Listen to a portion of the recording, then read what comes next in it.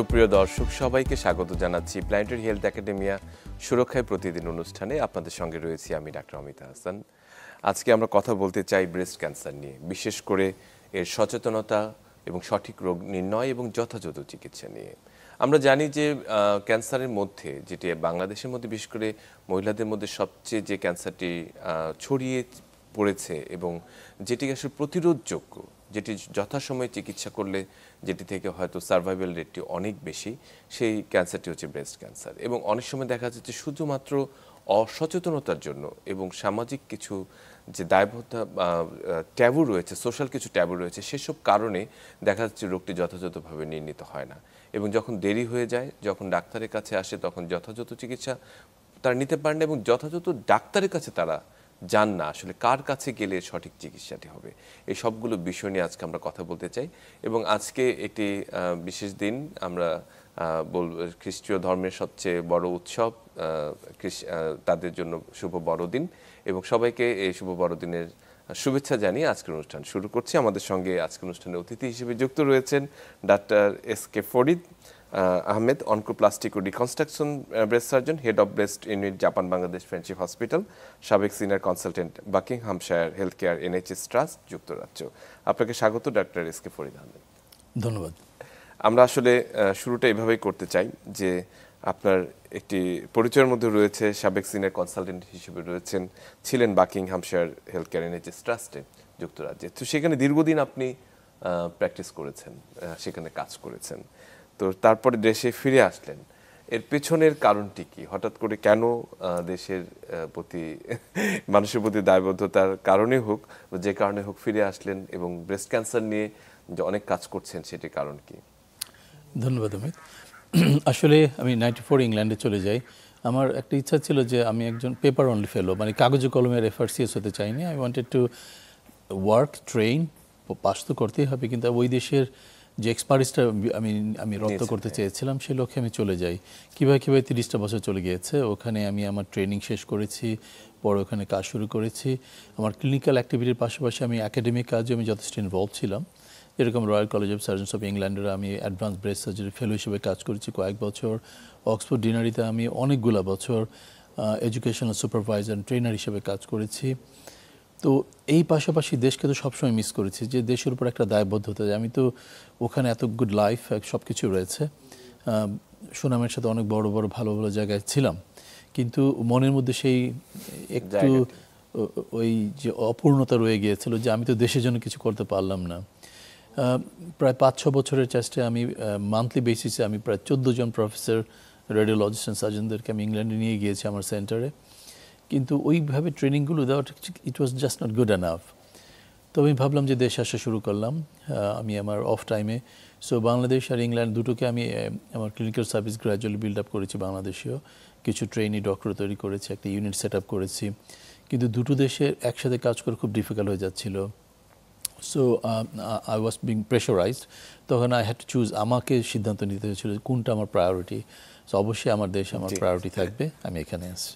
খুবই চমৎকার করে বললেন। আমরা আসলে একেবারেই মূল জায়গাটিতে চলে যাই যে ব্রেস্ট ক্যান্সারের চারদিকে আসলে এখন আগের চেয়ে অনেক সচেতনতা বেড়েছে, মানুষ জানে যে সেটি একটি জীবনঘাতী একটি সমস্যা। বর্তমানে বাংলাদেশে ব্রেস্ট ক্যান্সারের প্রেক্ষাপটটি কি সমগ্র বিশ্বের তুলনায় যদি আমরা বিবেচনা করি, এর এপিডেমিওলজিক্যাল পার্টটি যদি একটু বলতেন। ধন্যবাদ আপনাকে। বাইরের দেশেও যেরকম গোটা বিশ্বে যেমন ব্রেস্ট ক্যান্সারের ইনসিডেন্সটা গ্র্যাজুয়ালি বেড়ে যাচ্ছে, বাংলাদেশে এর থেকে পিছিয়ে নেই। ইনফ্যাক্ট এই বছরে ইংল্যান্ডে ক্যান্সারের ঝুঁকিটা হওয়ার 1 in 7, মানে প্রতি 7টা মেয়ের একজনের ব্রেস্ট ক্যান্সারের ঝুঁকি জানা গেছে, যেটা কিনা গত বছর পর্যন্ত 8 জনে একজন ছিল, তার কিছু বছর আগে 9 জনে একজন ছিল। তার মানে রিস্কটা বেড়ে যাচ্ছে, ইনসিডেন্সটা বেড়ে যাচ্ছে। একই রকম কিন্তু বাংলাদেশেও তাই।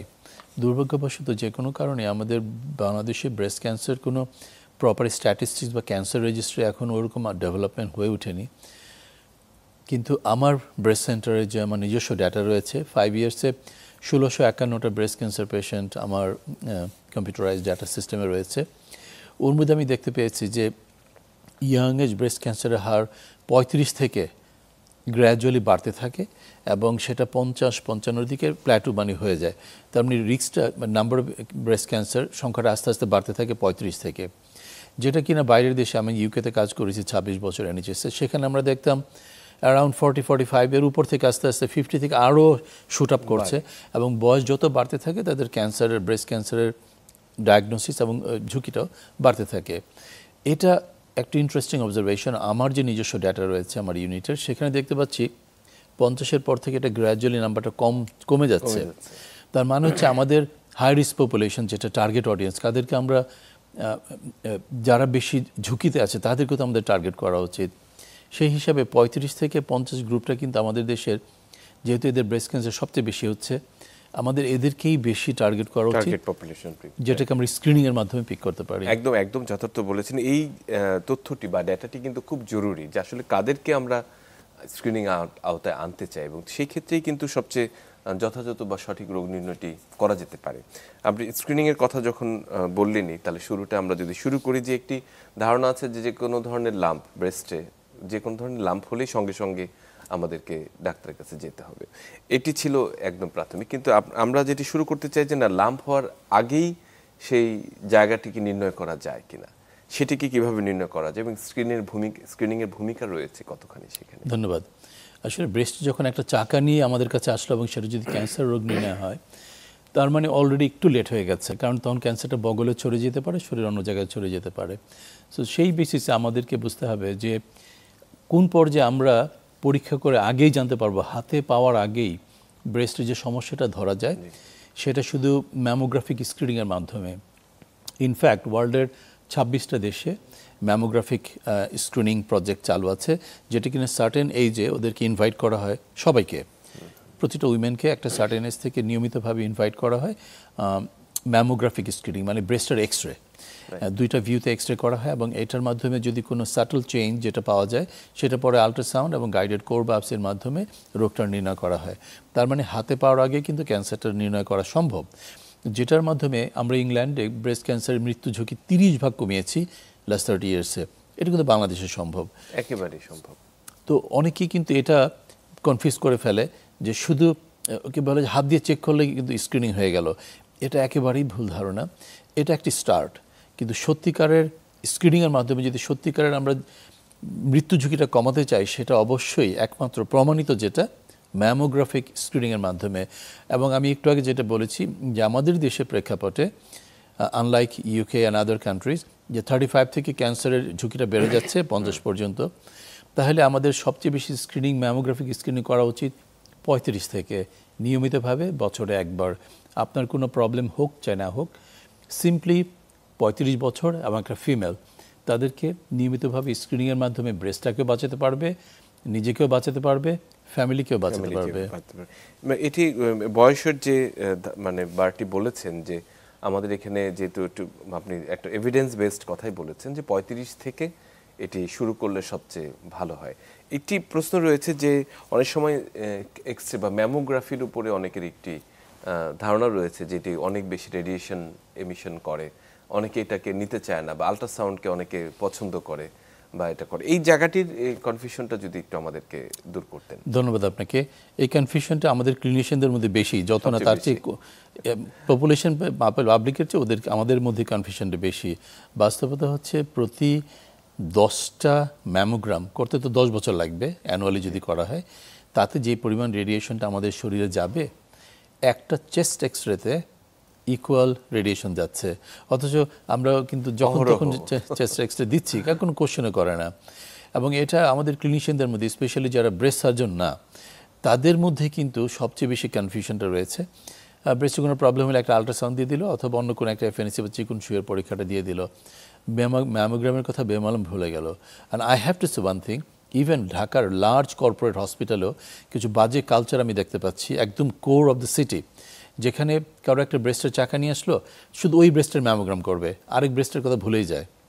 এবং দিস ইজ অ্যান অফেন্স, কারণ ক্লিনিক্যাল সার্ভিস প্রভিশন একটা বিগ চ্যালেঞ্জ। কারণ ওই পেশেন্টের হয়তো এক সাইডে ক্যান্সার রয়েছে, পালপেবল ম্যাস, অপোজিট ব্রেস্টে কিন্তু হতে পারে সাসপিশিয়াস মাইক্রোক্যাসিফিকেশন রয়েছে, নন পালপেবল, মানে হাতে পাওয়া যাচ্ছে না, তারও কিন্তু অপোজিট ব্রেস্টও ক্যান্সার থাকতে পারে। সুতরাং ম্যামোগ্রাম মানেই দুটো ব্রেস্টের ম্যামোগ্রাম, দুটা ভিউতে, এটা কিন্তু আমাদের ভুলে গেলে চলবে না।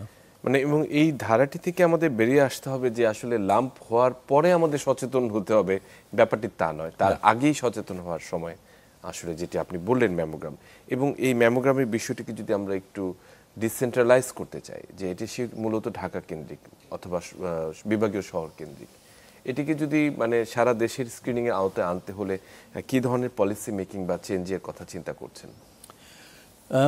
যে কোনো কারণে বিগত 15-20 বছর ধরে আমরা দেখতে পেয়েছি যে আমাদের স্বাস্থ্য ব্যবস্থাকে চাপিয়ে রাখা হয়েছিল, নিম্নমুখী রাখার, যাতে করে আমরা বিদেশ নির্ভরশীল হয়ে যেতে পারি, যেটা কিনা আমরা দেখতে পেয়েছি। এখন আমাদের সময় এসেছে সেই পরিবর্তনটা করে নিজেদেরকে আমরা স্বাধীন ভাবা শুরু করেছি। আমাদের স্বাস্থ্য ব্যবস্থাকে নিজেদের হাতে গড়তে হবে, পরনির্ভরশীল হওয়ার কোনো প্রয়োজন নেই। সেটার জন্য যথাযথ ফান্ডিং, যথাযথ ট্রেনিং এবং টেকনোলজি ট্রান্সফারের মাধ্যমে ডিসেন্ট্রালাইজ করা। শুধু ঢাকাতেই যে সমস্ত চিকিৎসা ব্যবস্থা থাকতে হবে তা না। একটা ম্যামোগ্রামের কত দাম? 1 কোটি টাকা হবে, 70 লাখ থেকে 1 কোটি টাকা। এটি কিন্তু প্রতিটি বিভাগীয় হাসপাতালও থাকতে পারে, এবং সেটাকে আবার মেনটেন করার জন্য যথাযথ যে কর্মীদেরও রাখতে হবে যারা এগুলোকে মেনটেন করতে পারবে, ফাংশনালিটি, এবং স্ট্রাকচারাল সিস্টেম করতে হবে, ট্রেন ক্লিনিশিয়ান যারা এগুলিকে চেইন আপ করে একটা নেটওয়ার্কের মাধ্যমে বাইরে থেকে শহরের দিকে যদি কোনো ক্যান্সার ডায়াগনোসিস, একটা সেন্ট্রালাইজড ডাটা থাকতে হবে, একটা কম্পিউটার সিস্টেম, এটা খুব ইজি করা। এবং এই ধরনের ম্যামোগ্রাফিক মেশিনগুলো যদি আমরা ফাংশনিং অবস্থা রাখতে পারি পেরিফেরিতে, এবং তাদেরকে এলাকার মানুষ আমরা যে 2 বছরে একবার করেও যদি ইনভাইট করি 35 থেকে শুরু করে, তাহলে কিন্তু আমরা ক্যান্সার ডায়াগনোসিসটা খুব শুরুতেই ধরতে পারবো। ছোটোখাটো চিকিৎসায় কম খরচে সম্পূর্ণভাবে সুস্থ করা যাবে। এটার হেলথ ইকোনমিতেও একটা বিরাট পজিটিভ ইম্প্যাক্ট রয়েছে। দেরি করে আসলে কিন্তু অনেক খরচ বেড়ে যায়। এটা খুব চমৎকার করে বললেন। আমরা যদি আসলে সত্যিকার অর্থে ক্লিনিক্যাল সাইড থেকে বিবেচনা করি যে কখন আল্ট্রাসাউন্ড এবং কখন ম্যামোগ্রাফি, মানে বাইরের প্রেক্ষাপটে যদি চিন্তা করি ওনাদের সাইড থেকে, বাস্তবতা হচ্ছে যে কারো বয়স যদি 35 এবং উপরে হয়, ব্রেস্টের যে কোনো সিমটম, ব্যথা হোক, আকৃতিগত পরিবর্তন, নিপলটা ভিতরে ঢুকেছে, নিপলে পানি পড়া বা কোনো চাকা, যাই কিছু নিয়ে আসুক, প্রথম পরীক্ষাটা অবশ্যই ম্যামোগ্রাম করা উচিত, পরে আল্ট্রাসাউন্ড, এবং যদি দরকার হয় then you do a core biopsy, not FNAC, অবশ্যই এফএনএসি না। কিন্তু কী হচ্ছে, উল্টাটা হচ্ছে, সিম্পলি কেউ এফএনএসি দিয়ে দিচ্ছে, ওর বেজের উপর ব্রেস্টও ফেলে দিচ্ছে, এরপরে আবার কেউ শুধু আল্ট্রাসাউন্ড করে দিচ্ছে।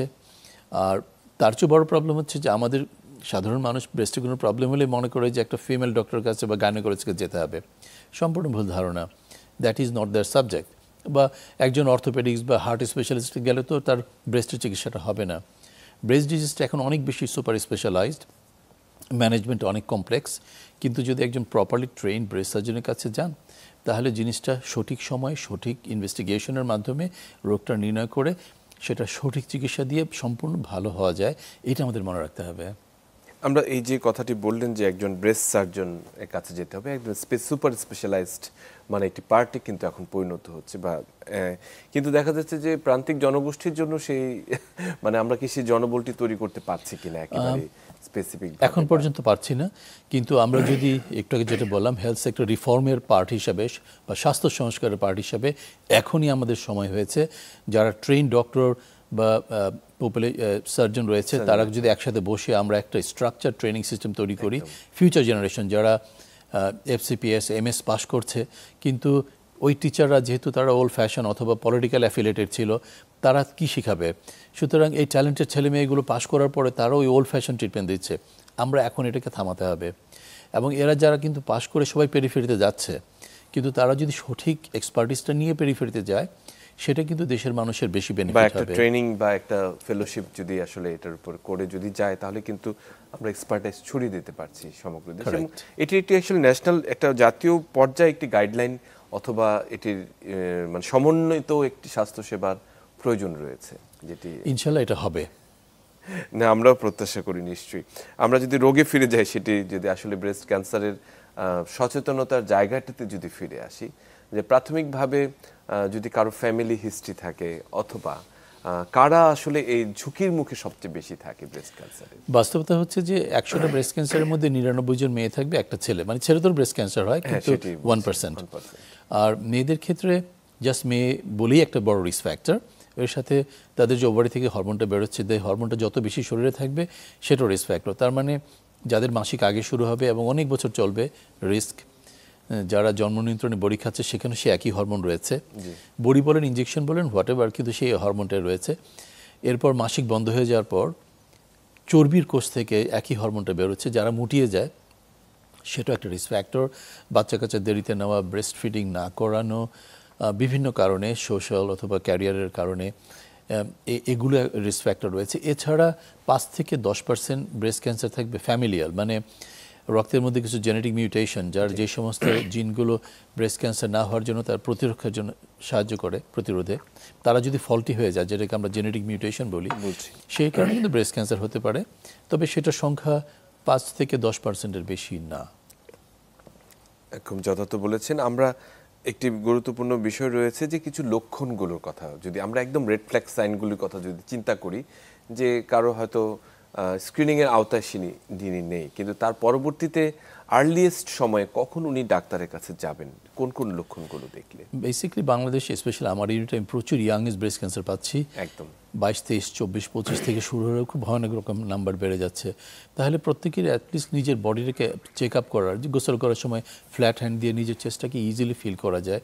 যদি দেখে যে কোনো ধরনের আনএক্সপ্লেইন পেইন, যেটা আগে ভালো হচ্ছে না, ব্রেস্টের কোনো চাকা ধরা পড়লো বা নিপলটা ঢুকে গেছে, চামড়াটা মোটা হয়ে গেছে, যে কোনো ধরনের পরিবর্তন, বা বগলে কোনো একটা গোটারও হয়েছে, এগুলো আগে ছিল না, অথবা নিপলতে পানি পড়ছে, যাই হোক, এই জিনিসগুলো দেখা দিলে আর দেরি না করে নিকটস্থ অ্যাটলিস্ট একজন জেনারেল সার্জনের কাছে যাওয়া উচিত। নাইলে ব্রেস্ট সার্জন হলে তো কথাই নেই। আমরা আসলে এই রোগ নির্ণয় সম্পর্কে আরও বেশ কিছু গুরুত্বপূর্ণ কথা বলবো, তবে তার আগে একটা ছোট্ট বিরতি নিয়ে নিই। সুপ্রিয় দর্শক, ছোট্ট একটা বিরতিতে যাচ্ছি। সুরক্ষায় প্রতিদিনে কথা বলছিলাম ব্রেস্ট ক্যান্সারের সচেতনতা এবং সঠিক রোগ নির্ণয় চিকিৎসা নিয়ে। সঙ্গেই থাকুন, ফিরে আসছি একটু পর।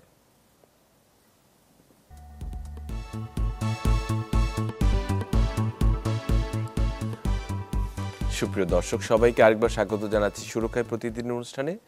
আপনাদের সঙ্গে রয়েছে আমি ডাক্তার অমিতা হাসান। আজকে কথা বলছিলাম ব্রেস্ট ক্যান্সার নিয়ে, বিশেষ করে সচেতনতা, যথাযথ রোগ নির্ণয় এবং চিকিৎসা নিয়ে। সঙ্গে রয়েছেন doctor S K Farid Ahmed. আমরা আসলে যে জায়গাটিতে ছিলাম, যে কিছুটা সচেতনতার জায়গায়, যে কখন আসলে একটা ফিমেল তার ব্রেস্টের সমস্যার জন্য যথাযথ ডাক্তারের কাছে যাবে, যে যে সাইনগুলো রয়েছে সেটা আপনি বলেছেন। তো যাওয়ার পরে আসলে রোগ নির্ণয়টি কিভাবে শুরু হয়, আমরা যদি যথাযথ জায়গায় উনি যান, একজন সার্জন অথবা ব্রেস্ট সার্জনের কাছে, আপনারা শুরুটা করেন কিভাবে? ধন্যবাদ।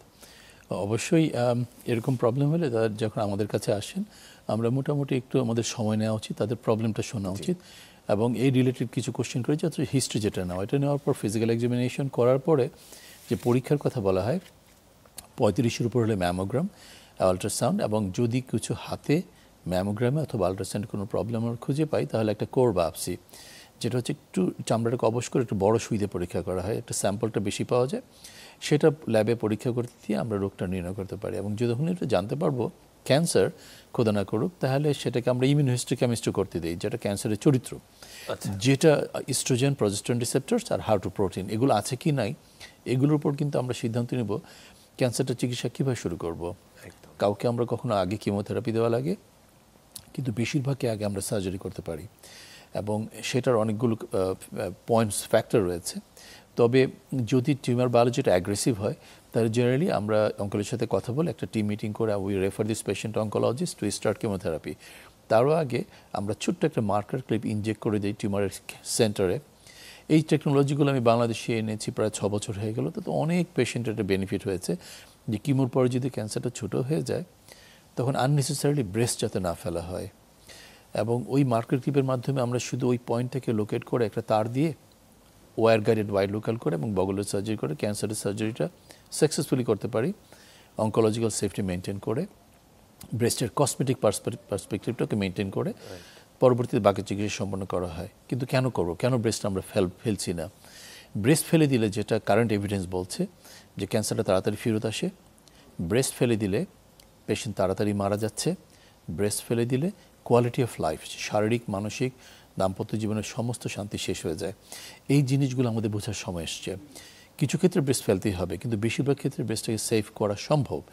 এবং দেখা গেছে যে ব্রেস্ট কনজার্ভিং সার্জারি করার মাধ্যমে বা ব্রেস্টটাকে রেখে ক্যান্সার চিকিৎসা করলে তারা বেশি দিন সুস্থ থাকছে, বেশি দিন ভালো থাকছে, ক্যান্সার ফেরত আসছে, কোয়ালিটি অফ লাইফও বেটার।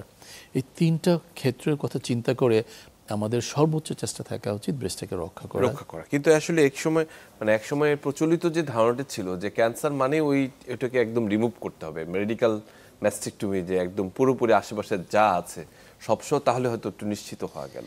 সেই জায়গাটি থেকে আসলে সরে আসার সময় হয়েছে। প্রথমত আমাদের ক্লিনিশিয়ানদের মাইন্ডসেটটা চেঞ্জ করতে হবে পড়াশোনার মাধ্যমে, যে এখন আমাদের পেশেন্টকে যদি আমরা প্রাচীন আমলের তথ্যগুলো দিয়ে তাদেরকে কনফিউজ করি, এটা একটা ক্লিনিক্যাল অফেন্স, মানে একটা আমার রোগীদের ক্ষতি করার রাইট আমাদের নাই। হিপোক্রেটিস যে ওথ আমরা নিয়েছি, ফার্স্ট ডু নো হার্ম, আমি যদি ভালো করতে নাও পারি কিন্তু আমি যেন ক্ষতি না করি। সুতরাং এমন তথ্য আমি পেশেন্টকে অবশ্যই দিব না, ব্রেস্ট রেখে দিলে ঝুঁকি হয়ে যাবে, ব্রেস্ট রেখে দিলে আপনার ক্যান্সার ফেরত আসবে, তাড়াতাড়ি মরে যাবেন, এই যে সমস্ত ওল্ড ফ্যাশনড অবৈজ্ঞানিক কথাবার্তা আমরা এখন বলে যাচ্ছি এবং আমাদের পেশেন্টকে কনফিউজ করছি, এখান থেকে আমাদের সরে আসতে হবে। বরঞ্চ সঠিক ইনফরমেশনগুলো আমাদের দিতে হবে যে উল্টাটাই সত্যি। একদম, হ্যাঁ, এটা আমাদের বোঝার সময় এসছে। এই যে একটি মাল্টি অ্যাপ্রোচ কথা বললেন, যেখানে অনকোলজিস্ট, যা রেডিও অনকোলজিস্ট অথবা কেমোথেরাপিস্ট এবং আপনারা একই সঙ্গে যুক্ত রয়েছেন, মাল্টিডিসিপ্লিনারি যে অ্যাপ্রোচটি রয়েছে সেটির আসলে প্রয়োজনীয়তা কতখানি? বিশেষ করে আপনি তো আপনাদের সেন্টারে করছেন, কিন্তু অন্যান্য সেন্টারগুলোতে প্রত্যেকেই ইন্ডিভিজুয়ালি পেশেন্টকে দেখছেন অথবা আলাদাভাবে অ্যাসেস করছেন, এই জায়গাটিতে একটি গ্যাপ রয়ে যাচ্ছে। হ্যাঁ, একটা জিনিস খুব ইম্পর্ট্যান্ট, বাইরের দেশের অনেক টেকনোলজিগুলো হেল্পফুল আমাদের দেশে আনার, যেটা আমরা করে যাচ্ছি, কিন্তু যথাযথ ট্রেনিংয়ের অভাবে আমরা যদি ওই টেকনোলজিকে এনে ওটা অ্যাপ্লাই করতে চাই, for example concept of multidisciplinary team approach, cancer চিকিৎসায় অনকোলজিস্ট, সার্জনস, প্যাথোলজি সবাই মিলে বসে রেডিওলজি একসাথে মিলে সিদ্ধান্ত নিয়ে সেটাকে আমরা ট্রিটমেন্টের ইউজ করছি। প্রবলেম হচ্ছে যে অন্ধের হাতি দেখার একটা ব্যাপার রয়েছে, যাদের এই ব্যাপারে প্র্যাকটিক্যাল নলেজ নেই, how to manage breast cancer, তারা যদি সব একসাথে বসে একটা মাল্টিডিসিপ্লিনারি টিম করছে, আউটকামটা সেই খারাপই হবে। সুতরাং এটা আমাদের শুরুতে বুঝতে হবে যে যারা ওই টিমের মধ্যে থাকবে, they have to be fully equipped, like expertise থাকতে হবে এবং যথাযথ নলেজও থাকতে হবে। এটার মাধ্যমে কিন্তু এই মাল্টিডিসিপ্লিনারি টিম অ্যাপ্রোচটা সাকসেসফুলি যদি আমরা ব্যবহার করি, আমাদের দেশে অনেক সেন্টার হচ্ছে এবং সেটা আস্তে আস্তে ডেভেলপও হচ্ছে, ইটস এ গুড সাইন। কিন্তু এটার মাধ্যমে কি হয়, সঠিক চিকিৎসাটা দেওয়ার কারণে পেশেন্টের সার্ভাইভাল বেনিফিটও রয়েছে। অ্যান্ড এটাও একটা এভিডেন্স বেসড ইনফরমেশন যে মাল্টিডিসিপ্লিনারি টিম অ্যাপ্রোচের মাধ্যমে ক্যান্সার চিকিৎসা করলে পেশেন্টের মর্টালিটিও কমে যায়, মানে মৃত্যু ঝুঁকিও কমে যাচ্ছে। আচ্ছা, সার্জারির ক্ষেত্রে একটি বিষয় আসলে সবার মধ্যে একটি ভয় কাজ করে যে এটি সোশ্যাল ইম্প্যাক্টও রয়েছে, যেটি আপনি বলেছেন যে একজন ফিমেল, তার সোশ্যাল কিছু ব্যাপার রয়েছে, স্টিগমা রয়েছে যে ব্রেস্টটিকে ফেলে দিবে, কেটে দিবে, তারপরে কি হবে। এই জন্য কিন্তু অনেকে ভয়ে দেখা যাচ্ছে যে এই ধারায় যেতে চায় না, বা সার্জারিতে অনেক ক্ষেত্রে একটু ডিনাই করে, অনেক ক্ষেত্রে ফ্যামিলি থেকে ডিনায়াল চলে আসে। এই ধরনের ক্ষেত্রে পেশেন্টের কাউন্সেলিং একটা খুব গুরুত্বপূর্ণ বিষয়। এই জায়গাটি থেকে বিশেষভাবে আপনারা কোনো কাজ করছেন কিনা? ধন্যবাদ। আমি যেটা দেখতে পেয়েছি, আমাদের দেশের পেশেন্টগুলোর ম্যাস এক্সুডাস যেটা ফরেন কান্ট্রিতে যাওয়ার, এটার বড় কারণ হচ্ছে we do not talk to our people. আমাদের পেশেন্টকে আমরা যথাযথ সময় দেই না। আপনি নিশ্চিত থাকতে পারেন, আমার পেশেন্টদের যদি আপনি ফিডব্যাক নেন বাংলাদেশে এবং বিদেশেও, আমি অলওয়েজ চেষ্টা করেছি এই জিনিসটা, আমার ট্রেনিদেরকে আমি এইভাবে ইনফ্লুয়েন্স করার চেষ্টা করেছি, যথাযথ সময় দিয়ে তাদেরকে বোঝাতে হবে। এই কমিউনিকেশনটা, এই প্রপার কাউন্সেলিংটা আমাদের থেকে শুরু করতে হবে। এরপরে ট্রেন কাউন্সিলর, ক্লিনিক্যাল সাইকোলজিস্ট, এদের হেল্প তো লাগতেও পারে সার্টেন পেশেন্টের ক্ষেত্রে। এই জিনিসগুলো খুব ইম্পর্ট্যান্ট এবং এটাকে আমরা, আর এর পাশাপাশি পারিবারিক যে সাপোর্টটা, যে একজন হাজব্যান্ডের, ফাদারের অথবা অন্যান্য রিলেটিভদের ওই উল্টাপাল্টা আত্মীয় স্বজনে সে পেশেন্টকে আরও বাজে বাজে কথা বলে আরও মাথা নষ্ট করে দেয়। কেউ এসে বলবে, যার কোনো আইডিয়া নাই, বলবে যে অমুকের ব্রেস্টটা ফেলে দিছে, ভালো হয়ে গেছে, আপনি ব্রেস্ট ফেলা ছাড়া কিন্তু কোনো কাজ করবেন না। এগুলো বলে একটা পেশেন্টের যে স্বাভাবিক ডিসিশন মেকিং ক্যাপাসিটি নষ্ট করে দিচ্ছে। তারপরে সে যদি কোনো ওল্ড ফ্যাশন ক্লিনিশিয়ানের কাছে যায়, সেও যখন এক কথা বলে ফেলে দাও, কিন্তু এই ফেলার মাধ্যমে দেখা গেলো যে 1 সেন্টিমিটার ক্যান্সার, তাও ব্রেস্ট ফেলে দিচ্ছে। এরকম একটা আইডিয়া যে ফেলে দিলে ঝামেলা শেষ হয়ে গেল। বাট ব্রেস্ট ক্যান্সার একটা সিস্টেমিক ডিজিজ। এটা শুধু ব্রেস্ট ফেলে দিলে, আমি যদি 2টো ব্রেস্টও কেটে ফেলি, তাও কিন্তু যেটা ফেরত আসার, সেটা কিন্তু তারপরও চামড়ায়, ফুসফুস, লিভার আসতেই পারে। এই কনসেপ্টটা আমাদের বুঝতে হবে। এবং যাদের ক্ষেত্রে ব্রেস্ট ফেলতে হবে, কিছু ক্রাইটেরিয়া রয়েছে, সেটাও ফেলতেই হবে, কিন্তু বেশিরভাগ ক্ষেত্রে কিন্তু ব্রেস্টটাকে সেভ করা যায়। এটা আমাদের বোঝার সময় এসছে। আমরা যদি আসলে এর প্রগনোস্টিক ভ্যালুতে যাই, মানে আসলে ভবিষ্যৎ আউটকামটা কেমন, বেশ করে যদি আর্লি ডিটেকশন করা যায়, সার্জারি যদি অ্যাপ্রোপ্রিয়েট হয় এবং পরবর্তী যদি রেডিও, কেমো বা হরমোনাল যে ট্রিটমেন্টের কথা বললেন সেটি যদি দেওয়া যায়, তাহলে একটা পেশেন্ট মানে সার্ভাইভাল রেট কেমন? ধন্যবাদ। এটা ডিপেন্ড করছে স্টেজের উপর। পেশেন্টটা কোন পর্যায়ে আসছে। স্ক্রিনিং, ম্যামোগ্রাফিক স্ক্রিনের মাধ্যমে নন পালপেবল ক্যান্সার, খুব ছোট ক্যান্সার, এগুলোর ক্ষেত্রে আর্লি স্টেজের ব্রেস্ট ক্যান্সারগুলো যদি সঠিক চিকিৎসাগুলো ফলো করা হয়, ভালো যাওয়ার সম্ভাবনা আপ টু 98%, মানে অলমোস্ট শতভাগ। এটা খুব ইম্পর্ট্যান্ট। এবং যত পেশেন্ট দেরি করে আসতেছে, স্টেজের হারটাও বেড়ে যাচ্ছে, সার্ভাইভালটা কমে যাচ্ছে। এবং স্টেজ 4 যেরকম লিভারে চলে গেছে, বোনসে চলে গেছে, তাদের ক্ষেত্রে দেখা গেলো যে 25-30% অর ইভেন এরাও 5 বছরে কম বাঁচছে। তার মানে হচ্ছে যে যত আমরা দেরি করে আসতেছি তত বাঁচার সম্ভাবনা কমে যাচ্ছে। এবং আমি আগেই যেটা বলেছি যে সঠিক সময় যদি আমরা রোগটা নির্ণয় করতে পারি, প্রায় শতভাগ ভালো হয়ে যাওয়ার সম্ভাবনা রয়েছে।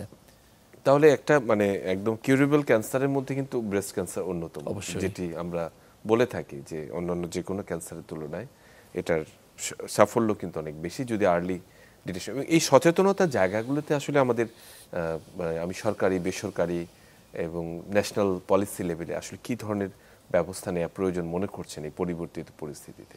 অমিত, আপনি খুব ইম্পর্ট্যান্ট একটা পয়েন্টে এসছেন। এটার সময় এসছে, যেভাবে আমরা ব্রেস্ট ক্যান্সার ইনসিডেন্স বা হার বেড়ে যাচ্ছে দেখতে পাচ্ছি বাংলাদেশে, সারা বিশ্বের সাথে তাল মিলিয়ে আমাদের দেশে একই অবস্থা। আমাদের সরকারি এবং বেসরকারি পর্যায়ে একটা কালেকটিভ অ্যাপ্রোচের মাধ্যমে, that includes personal approach as well, যে আমি আমার ফ্যামিলিকে এডুকেট করব, তাদেরকে পাঠাবো 35 থেকে রুটিন ম্যামোগ্রাফিক স্ক্রিনিংয়ের জন্য, আত্মীয় স্বজনকে বলবো, আমার এলাকাতে বলবো, অ্যাজ এ টিচার আমি আমার স্টুডেন্টকে বলবো। প্রত্যেক কিন্তু রোল রয়েছে। সমস্ত মিডিয়াগুলো, যেটা টিভি চ্যানেল থেকে শুরু করে ফেসবুক, পেপারস, নিউজ পেপার্স, বিভিন্ন অর্গানাইজেশন, ভলান্টিয়ার অর্গানাইজেশনস, এরা প্রত্যেকেই যদি আমরা কালেকটিভলি কাজ করি, শুধু ব্রেস্ট ক্যান্সার না, সমস্ত অসুখগুলিকে পর্যায়ক্রমে বিভিন্ন টাইম আমরা সেলিব্রেট করি, বিভিন্ন টপিকসকে আমরা একটু হাইলাইট করার চেষ্টা করি, কিন্তু সারা বছর যদি আমাদের এই প্রচেষ্টাটা জারি থাকে, তাহলে কিন্তু আমরা এই সমস্যাগুলোকে খুব ছোট প্রাথমিক পর্যায়ে নির্ণয় করতে পারবো। এই অ্যাওয়ারনেসটা, সচেতনতা বেড়ে গেলে আমাদের কাছে প্রাথমিক পর্যায়ে আসলে তাদেরকে আমরা সম্পূর্ণ সুস্থ করে ফেলতে পারবো। কেননা আমরা স্কুলে, কেন আমরা কলেজে, ইউনিভার্সিটিতে এ ব্যাপারে সচেতনতার বিভিন্ন ছোটোখাটো প্রোগ্রামে কেন আমরা করব না? এটা অবশ্যই করা উচিত। না, খুব গুরুত্বপূর্ণ কথা বলেছেন, একদম খুব মানে আমরা বলবো যে পরিবার থেকেই সেই সচেতনতার শুরুটি হওয়া উচিত, সামাজিক এবং রাষ্ট্রীয় পর্যায়ের পূর্বে। যে পরিবারের যিনি প্রধান রয়েছেন, এটি আসলে একটা সোশ্যাল ট্যাবু হিসেবে না নিয়ে সেটিকে যথাযথ চিকিৎসকের আওতায় আনা এবং স্ক্রিনিং আওতায় আনা, এটি কিন্তু মূল বিষয়টি আসলে কাজ করছে। একই সঙ্গে জীবনের বিষয় রয়েছে। আমরা আসলে যদি একেবারে শেষের দিকে যে আপনাকে জিজ্ঞেস করি যে সমগ্র বিশ্বের সঙ্গে যদি আমরা, যেটা আপনি ইংল্যান্ড অথবা ইউএসএ অথবা যারা উন্নত বিশ্বের চিকিৎসার সঙ্গে সম্পৃক্ত, সেই তুলনায় বাংলাদেশের ব্রেস্ট ক্যান্সার চিকিৎসা আমরা কোথায় আছি এই মুহূর্তে? ধন্যবাদ। পকেট হিসাবে স্পেসিফিক কোনো এরিয়া বা সেন্টারে হয়তো আমরা ফার্স্ট ওয়ার্ল্ড কান্ট্রির সমমানের চিকিৎসা দিচ্ছি, কিন্তু এটা কিন্তু দেশের সামগ্রিক পিকচার না, বা চিত্রটা ভিন্ন। এবং সেটার জন্য আমরা এতক্ষণ যে ডিসকাসগুলো করেছি, যে আমাদের প্রপার ট্রেন্ড সার্জন তৈরি করতে হবে, অঙ্কোলজিস্ট তৈরি করতে হবে, এবং অ্যালাইড মেডিকেল ফোর্সেস এদেরকেও আমাদের ডেভেলপ করতে হবে, সাধারণ মানুষের মধ্যে সচেতনতা বাড়াতে হবে, স্ক্রিনিংটাকে আরও একটু শুধু শহরমুখী না করে আস্তে আস্তে আমাদের টার্গেট অডিয়েন্সটা বাড়াতে হবে। এই ব্যাপারে যথাযথ সরকারি ফান্ডিং রাখার সময় এসেছে। 0.65% জিডিপি দিয়ে হেলথের কিছু হবে না, সেটা অ্যাটলিস্ট 2 to 5% ইনক্রিজ করতে হবে, এবং সেই ফান্ডিংটাকে এবার অ্যাপ্রোপ্রিয়েটলি ইউজ করার জন্য ট্রেন ম্যানেজমেন্ট লেভেলের লোকজনদেরকেও রাখতে হবে, যেখানে যাতে কোনো ধরনের দুর্নীতি না করে সেই টাকাটা সত্যিকার অর্থে আমরা দেশের মানুষের স্বাস্থ্যসেবাতে আমরা বিনিয়োগ করতে পারি। এবং সুস্থ জাতি যদি থাকে, সেটা মানুষের যদি অসুখ বিসুখ আমরা কন্ট্রোল করতে পারি, সে জাতি সুস্থ থাকবে, সেই জাতির আউটকাম উন্নতিতে কেউ আটকাতে পারবে না। এবং সেটা আমাদের কালেকটিভ অ্যাপ্রোচের প্রয়োজন রয়েছে। জি, এবং একই সঙ্গে আমরা জেনেছি যে একটি যারা হেলথ রিফরমেশনের জন্য একটি কমিশন গঠিত হয়েছে, শক্তিশালী কমিশন, এবং তাদের কাছে নিশ্চয়ই আপনার কিছু প্রত্যাশা রয়েছে এই বিষয়ে। অবশ্যই রয়েছে, এবং আমি আশাবাদী দেশ এখন উই ক্যান টক ফ্রিলি। আমরা আমাদের মনের চিন্তা চেতনা যেগুলো রয়েছে, আমরা বিদেশ থেকে এত বছর থেকে যে এক্সপার্টিসগুলো ডেভেলপ করেছি, সেগুলো আমরা দেশের মাটিতে দেশে এস্টাবলিশ করতে চাচ্ছি, দিতে চাচ্ছি, এবং এবার হয়তো আমরা সেই সুযোগটা পাবো, সেটা দেশের মানুষের বেনিফিটের জন্যই। অবশ্যই অসংখ্য মানে প্রত্যাশা তো সবারই, এবং আপনারও আমরা রয়েছে। আমরা আসলে যদি একটু রিসার্চের বিষয়ে যদি আসি, যে এই যে বললেন ডেটা এবং রিসার্চ, এই দুটি জায়গাতে কিন্তু একটি ঘাটতি রয়েছে, যে বিশেষ করে ব্রেস্ট ক্যান্সারের একদম যথাযথ যে তথ্যগুলো, সঠিক তথ্যগুলো এই পর্যন্ত কতজন হয়েছে, বাংলাদেশের প্রেক্ষাপটে কতজন, এবং যারা স্পেশালিস্ট তৈরি হবেন, সুপার স্পেশালিস্ট, তাদের জন্য শিক্ষা কার্যক্রমটি কতখানি দ্বারটি উন্মুক্ত রয়েছে সেক্ষেত্রে, বা পোস্ট গ্রাজুয়েশনের ক্ষেত্রে কতখানি আপনি এর উন্নতিটা চাচ্ছেন? ধন্যবাদ। কাগজে কলমে অনেক কিছু আছে, কিন্তু প্র্যাকটিক্যাল লাইফে আমি যেটা দেখতে পাচ্ছি বেশ ব্যঞ্জক। কারণ সর্বোচ্চ পর্যায়ে ডিগ্রিগুলি নেওয়ার পরও তারা যখন যে সমস্ত ডিসিশন মেকিংগুলো আমাদের পেশেন্টদের দিচ্ছেন, সেই পেশেন্টগুলো যখন আমাদের কাছে আসছে, ওটা দেখে বেশ মন খারাপ হয়। কিন্তু আমি এদেরকে ব্যক্তিগতভাবে দোষী করতে চাই না। এটা আমাদের সিস্টেমিক ফেইলার, আমাদের এডুকেশন, ট্রেনিং, এ ডেভেলপমেন্টের সিস্টেমিক ফেইলার। কারণ যারা ট্রেন করছে তারা একটু পিছিয়ে আছেন যে কোনো কারণেই, এবং সঠিক এক্সপার্ট যারা ক্লিনিশিয়ান রয়েছে তাদেরকে যদি আমরা যথাযথ জায়গায় বসিয়ে তাদের মাধ্যমে এই আমাদের ট্যালেন্টেড সার্জনস, অনকোলজিস্ট বা ফিউচার মেডিকেল জেনারেশনকে আমরা ট্রেন আপ করি, তাহলে কিন্তু চেঞ্জটা আনা সম্ভব। যেটা এই বিগত 16-17 বছরে কিছুই হয়নি, সেটাকে এখন থেকে আমাদের কমপ্লিট ইউটার্ন করে একটা পজিটিভ ডিরেকশনে যেতে হবে, যাতে আমরা সত্যিকার অর্থে সম্পূর্ণ ভেদভেদ বলে শুধুমাত্র একাডেমিক ইন্টারেস্টে, দেশের স্বার্থের, স্বাস্থ্যের ইন্টারেস্টে আমরা যদি একসাথে কাজ করে সেই যে ঘাটতিগুলোকে আমরা একটু একটু করে আইডেন্টিফাই করে সেটাকে পূরণ করার ব্যবস্থা করি, আমাদের দেশ স্বাস্থ্যখাতে অবশ্যই এগিয়ে যাবে, এবং আমাদের দেশের মানুষের অবশ্যই বিদেশে যাওয়ার কোনো প্রয়োজন আমি দেখছি না। সেটি রয়েছে, এবং এই সম্প্রতি আসলে এই বিষয়টি খুবই গুরুত্বপূর্ণ একটি বিষয় হয়ে দাঁড়িয়েছে, এই যে মানুষের বিদেশ যাত্রার বিষয়টি, বিশেষ করে চিকিৎসার ক্ষেত্রে, এবং ক্যান্সারের কথা শুনলে সেটি আরও বেশি ত্বরান্বিত হয়, এবং একদল মানুষ ভেবেই নেয় যে এটির চিকিৎসা এখানে ভালো হবে না বা সম্ভব হবে না। এই জায়গাটিকে পরিবর্তনের জন্য আপনার আসলে চিন্তা ভাবনাটি বা এই মানে দায়বদ্ধতা কতখানি? ধন্যবাদ। দায়বদ্ধতা অবশ্যই রয়েছে। এটা আমার জন্য খুব পেইনফুল একটা এক্সপিরিয়েন্স। এই দেশে আসার পর দেখলাম যে আমি কেন এই দেশে আসছি, কেন আমি কীভাবে আমাকে এখান থেকে তাড়ায় দেওয়া যায়, এটার জন্য অনেক চেষ্টা করেছে। এরকম করে অনেকেই যারা আসতে চেয়েছে দেশের পরিবর্তন, ডেভেলপমেন্টে, তারা এরকম বাধার সম্মুখীন হয়েছে। তো আশা করি এখন আর সেই বাধাটা নেই, এবং আমরা আমাদের মতো অনেকে যারা বিদেশে ট্রেন আপ হয়েছে, কাজ করতে চান দেশের জন্য, তারা হয়তো এখন আরও আসতে এনকারেজড হবেন।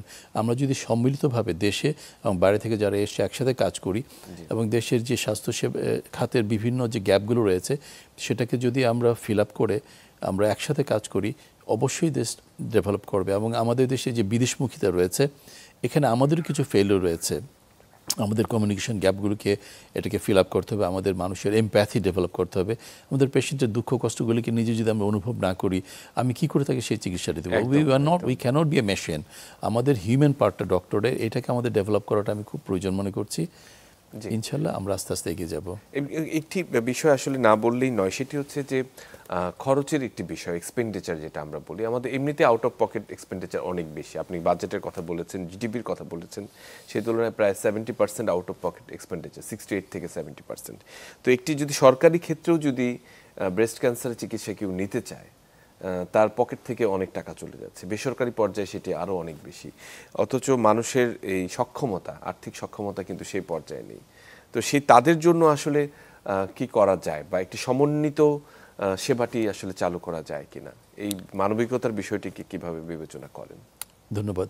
আমার মনে হয় সময় এসছে এই ব্যাপারে খুব তীক্ষ্ণ একটা নজর দেওয়ার এই সমস্যাটায়, যে যারা সলভেন্ট তারা যদি প্রাইভেট সেক্টরের চিকিৎসাটা নেন, এবং যারা অতটা সলভেন্ট না বা পুয়ার ফাইন্যান্সিয়ালি বেশ এফেক্টেড, তারা যদি গভর্নমেন্ট সেক্টরে এরকম ফ্যাসিলিটি থাকে যে তার 100% ট্রিটমেন্টটা একেবারে রোগ নির্ণয় থেকে চিকিৎসা শেষ করা পর্যন্ত, পরবর্তীতে তাদেরকে সমাজে আবার পুনর্বাসিত করা, এই সমস্ত একটা চেইন সিস্টেম যদি আমরা ডেভেলপ করতে পারি, তাহলে এই যে গভর্নমেন্ট অ্যান্ড প্রাইভেট সেক্টরের যে একটা কালেকটিভ অ্যাপ্রোচ, সমন্বিত প্রচেষ্টা যদি আমরা চালু করতে পারি, আমি নিশ্চিত দেশের 100% ক্যান্সার চিকিৎসা আমরা এখানে ভূমিকা রাখতে পারবো।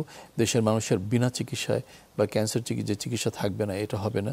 তবে ব্যালেন্স করাটা জরুরি, যে অ্যাফ্লুয়েন্ট মানুষ কেন সরকারি চিকিৎসা নিতে যাবে, তারা প্রাইভেট সেক্টরে থাকবে, এবং সরকারি যে বাজেটটা রয়েছে সেটা পুরোটা যদি আমরা গরিব আমাদের দেশের ভাই বোনদের জন্য রাখতে পারি, সেটা কিন্তু অনেক বেশি একটা প্রপার ডিস্ট্রিবিউশন হবে এবং আসলে অ্যাপ্রোপ্রিয়েট হবে।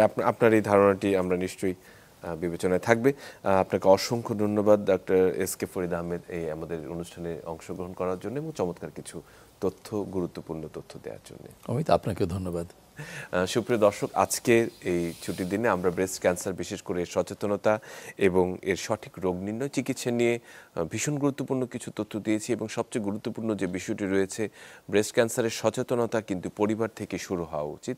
এক্ষেত্রে কোনো লুকোনো, ছাপানো অথবা যে সোশ্যাল ট্যাবুগুলো রয়েছে সেটাকে থেকে বেরিয়ে আসতে হবে। বেরিয়ে এসে যে স্ক্রিনিংয়ের কথাটি আমাদের আজকে আলোচক বলেছেন, যে অ্যাট দ্য এজ অফ 35 থেকে যে স্ক্রিনিং প্রতি বছর একটি করে ম্যামোগ্রাম, এটা আসলে পরিবার থেকে সেটা উৎসাহ দেওয়া উচিত। সবাই ভালো থাকবেন। ব্রেস্ট ক্যান্সার সচেতনতা থেকে সবাই শিক্ষা গ্রহণ করবেন।